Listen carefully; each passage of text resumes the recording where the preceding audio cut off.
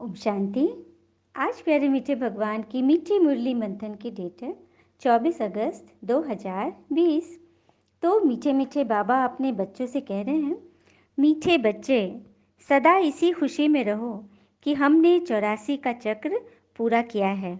अब जाते हैं अपने घर, बाकी थोड़े दिन यह कर्म भोग है। भगवान हमें कितनी अच्छी रीति हर चिंता से ऊपर कर रहे हैं कि कुछ भी बातें आ रही हैं, टेंशन है, हंगामे हैं, परिस्थितियां हैं, प्राकृतिक हलचल है, तो बाबा ने बोला ना बस थोड़े दिन की बात है। अब हमें अपने घर जाना है। ये सब कर्म भोग है, जन्म जन्म हमने जो भी कर्म किए उसका ये सब इफेक्ट है। तो उसे हमें इस जन्म में इस ज्ञान से श्रीमत पे चलकर ही उसे चुकता करना है। तो हमें खुशी में रहना है और बुद्धि से रहना है। बुद्धि को कभी भी डाउन नहीं होने देना है। स्मृति का स्विच सदा ऑन रहे, हिम्मत रहे और युक्ति युक्त रहे। किस तरह से हम युक्ति से किसी के दिल में जगह बनाते हैं और उसका विश्वास पाते हैं। जैसे एक बार की बात है, दो दोस्त रेगिस्तान में वो लोग जा रहे थे, तो अचानक उनको एक नक्शा मिला। पता चला कि ये किसी खजाने का नक्शा है। अब पूरे रेगिस्तान में वो लोग बस समझ नहीं पा रहे थे कि कहाँ का नक्शा है, क्या है। तो उन लोगों ने सोचा कि क्यों ना किसी व्यक्ति की मदद लेते हैं, अपना एक मित्र से पूछते हैं। तो उन लोगों के बहुत सारे मित्र थे, तो उन्होंने दो लोगों को चुना कि इन दो में से हम अपना मित्र बनाएंगे, जो कि इस नक्शे में हमारा राजदार भी होगा और हिस्सेदार भी होगा। तो कोई युक्ति युक्त फ्रेंड चाहिए। लेकिन अब दोनों में से, जैसे रमेश सुरेश है, दोनों में से किसे चुने, कौन असली मतलब हकदार बन सकता है, जो हमारा साथ दे सकता है, कैसे पता चले मतलब इन दोनों में सबसे बुद्धिमान समझदार कौन है। तो इसकी परख वो लोग कैसे करें। तो उन दोनों ने सोचा, एक युक्ति उन लोगों ने भिड़ाई और इन दोनों को कहा कि एक एक घोड़े दिए दोनों को और बोला कि देखो ये सामने दो रास्ते जा रहे हैं। हाँ, इन दो रास्ते से आगे जाकर सही रास्ता तुम्हें ढूंढना है। हाँ, जो सही रास्ता पता कर लेगा वो हमारा मतलब साथी बनेगा। तो रमेश सूर्य दोनों घोड़े पे सवार हुए और देखा कि दो रास्ते हैं। तो रमेश तो फौरन ही चल दिया एकदम। दो रास्ते थे, एक रास्ते पर वो बढ़ गया और सुरेश बैठा सोच ही रहा था कि किधर जाए, कौन सा सही होगा। 1 घंटे के बाद जिस रास्ते पे रमेश गया था उधर से सुरेश को धूल उड़ते दिखाई दिए। तो इसने जब देखा तो देखा कि रमेश लौट कर आ रहा है। आके बोला कि अरे यार मैं तो गलत रास्ते पे चला गया, उधर तो आगे जाके रास्ता ब्लॉक ही है। अब ये बड़ा खुश हुआ कि देखो मैंने तो बुद्धिमानी की। उसी वक्त वो दोनों दोस्त भी पहुंच गए और उन्होंने बोला, ये सुरेश बहुत खुश था कि ये लोग तो मुझे चुनेंगे, मैंने बुद्धिमानी किया, मैंने गलत रास्ता नहीं पकड़ा। लेकिन उन लोगों ने क्या किया, उन लोगों ने रमेश को चुना और सुरेश को बोला कि तुम अपने घर जा सकते हो। समझ में आया क्यों उन्होंने चुना उसे, रमेश को, जो कि गलत रास्ते पे चला गया था। बात यह है कि उन लोगों को एक ऐसे साथी की जरूरत थी जो कि मतलब कि एकदम एक्टिव रहे। गलत रास्ते पर भी गया था वो, लेकिन सुना और तुरंत चल दिया ना, उसने सोचने में वक्त जाया नहीं किया, बिल्कुल निकल लिया। और ये दूसरा सुरेश तो सोचने में 1 घंटा टाइम निकाल दिया।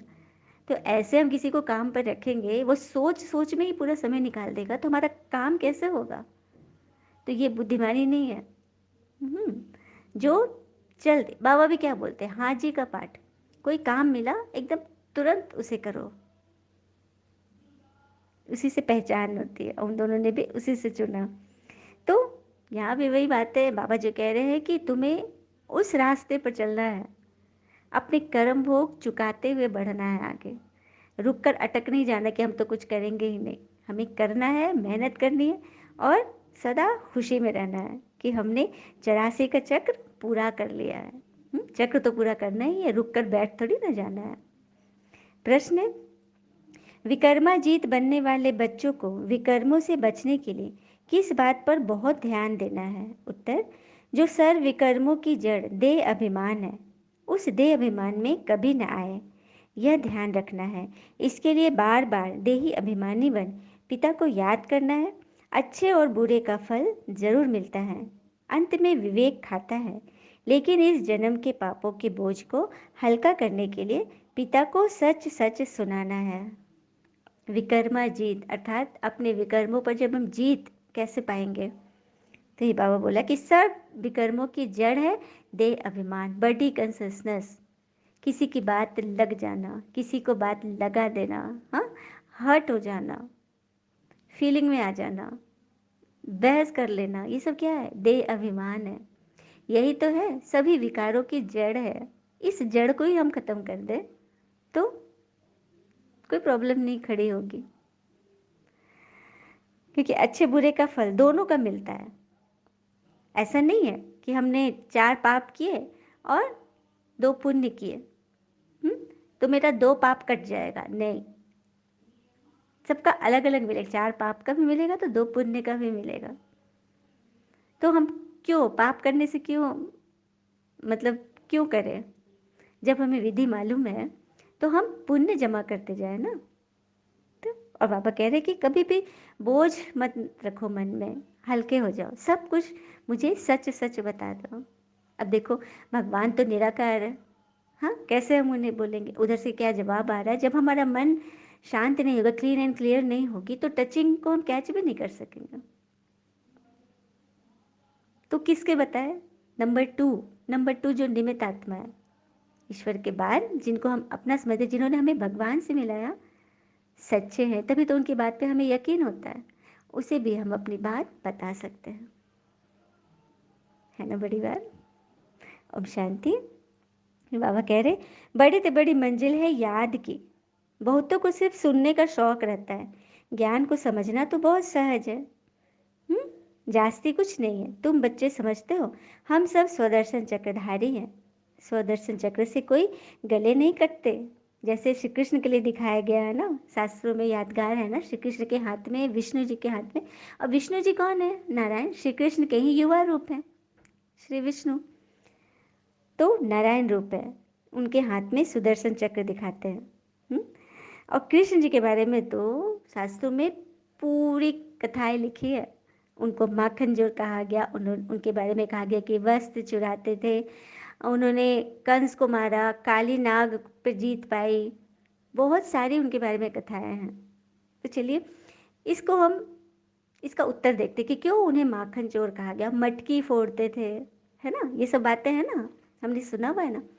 तो इसको ज्ञान से हम समझते हैं कि मटकी फोड़ना अर्थात दे अभिमान को फोड़ना। बाबा ने बोला ना, विकर्मों की जड़ है दे अभिमान, तो दे अभिमान की जब हम मटकी फोड़ेंगे, तो अंदर से क्या निकलेगा? एकदम शुद्ध पवित्र माखन जैसा मन, इतना मीठा प्यारा मन हमारा। तो भगवान आकर क्या करते हैं? अनेकों का दे अभिमान ही तो तोड़ते हैं और उसमें से माखन चुराते हैं। तो सुंदर मन को भगवान अपने में मिला लेते हैं। यह है माखन चोर का रहस्य, मटकी फोड़ना। फिर है गोपिकाओं के वस्त्र हरण, ये भी हमने सुना है। हाँ, ये भी तो कलंक लगे ना श्री कृष्ण को। तो ये वस्त्र कौन है? आत्मा का वस्त्र क्या है? यह शरीर। यहाँ भी वही बात है, शरीर अर्थात देहभान। देहभान को भगवान चुरा रहे हैं और आत्मिक भान में टिका रहे हैं, है ना? बड़ी बात। फिर छोटे से बालक ने कैसे कंस को मार दिया। अब आत्मा छोटी बड़ी नहीं होती है, आत्मा का एक ही रूप है।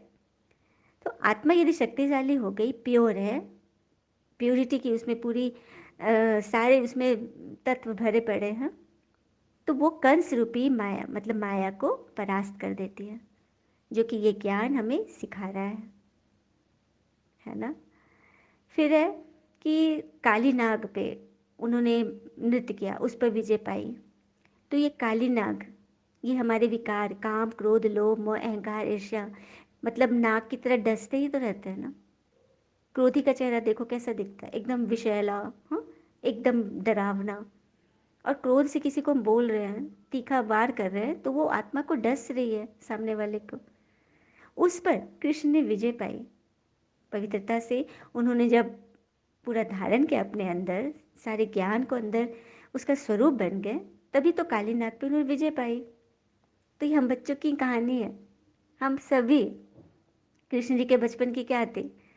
वासुदेव जी ने उनको टोकरे में उठाकर ले चले तो समुद्र में से भयंकर बाढ़ आई हुई थी, एकदम मूसलाधार बारिश हो रही थी, तूफान आ रहे थे, बिजलियां कड़क रही थी। लेकिन हम्म, कृष्ण जी को डर था, वो तो भगवान के गोद में थे। तो समुद्र में से भी रास्ता निकला। यादगार है ना, पता है ना सबको, हमने देखा है ना, सुना है ना। तो वही है, हम सब बच्चे की कहानी है। हमें जब भगवान वासुदेव ने गोद ले लिया, उठा लिया अपने सर पे, तो अब समुंदर आए कि तूफान आए कि क्या आए, हमें क्या डर, क्योंकि सारी जिम्मेवारी तो परमात्मा की है। उसमें से रास्ते निकल रहे हैं, सबके अपने अनुभव भी है कि रास्ते निकल रहे हैं, है ना बड़ी बात। तो बहुत सारी बातें हैं जो श्री कृष्ण जी की कहानी से मतलब टैली करती है, मैच करती है। और स्वदर्शन चक्र अर्थात अपने आप को देखना, स्व को देखना, स्व को देखेंगे, अपनी कमी कमजोरी देखेंगे, स्व परिवर्तन करेंगे, तभी तो विश्व परिवर्तन होगा। एक एक बच्चा यदि स्व की देखभाल शुरू कर दे, कुछ नहीं बोलना, किसी को नहीं बोलना, अपने विचारों को बस बदल ले, सबके प्रति शुभ भावना रख ले, फिर देखो कल्याण ही कल्याण। क्योंकि हम, मेरा मन कहीं फंसेगा ही नहीं, फिर हद की बातों में हम जाएंगे ही नहीं। फिर बाबा ने समझाया, मैं ब्रह्मा के रथ में प्रवेश करता हूँ। हाँ, ब्रह्मा के 84 जन्मों की कहानी है, क्योंकि ये जो ब्रह्मा बाबा लेखराज दादा श्री कृष्ण के ही तो 84वां जन्म है, लास्ट जन्म। श्री कृष्ण हो गए सतयुग के नंबर 1 प्रिंस, सबसे पहली पहली मतलब आत्मा जो उन्होंने सतयुग में प्रवेश किया। और ये लास्ट चारों युग बीच कर ये संगम पर लेखराज दादा ही तो ब्रह्मा बनते हैं, जब परमात्मा उनके तन में प्रवेश करके यह ज्ञान मुरली सुनाते हैं, है ना बड़ी बात। अच्छा, मीठे मीठे बच्चों प्रति भगवान की नमस्ते। हम बच्चों की भी प्यारे शिव पिता को नमस्ते। और बाबा दिल से सभी आत्माओं की तरफ से आपको very very very good morning. धारणा के लिए मुख्य सार है, पहली पॉइंट, जब एकांत व फुर्सत मिलती है तो ज्ञान की अच्छी अच्छी पॉइंट्स पर विचार सागर मंथन कर लिखना है। सबको संदेश पहुंचाने व सबका कल्याण करने की युक्ति रचनी है। एकांत व फुर्सत मिले तो ज्ञान के पॉइंट्स का मनन चिंतन करो, अच्छे स्टूडेंट की तरह, क्योंकि टीचर बनकर भगवान आए हैं। और टीचर किस बच्चे से खुश होते हैं?